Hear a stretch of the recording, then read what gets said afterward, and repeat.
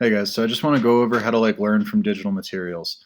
One of the quickest and easiest ways for teachers to teach you stuff digitally is to embed information as hyperlinks because that keeps there from being too many words or instructions on the page at once, but it also is a very clear indication that you should click on this. So for example, when a slide says something like can you do these things, this gives you basically a checklist. Like can you navigate actively learn? If not, you click on it and it takes you to a video to do it, which you couldn't see. But for example, in slides and most other Google things, when you click on it, the hyperlink appears right below it. Do that. So right here, you need to know three main things. One, how to do this, which is how you got to this video. Two, how to navigate actively learn. If you don't know that, click that link. And three, how to make memes.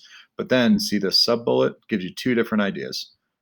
That's an example of a thing that you should be able to do.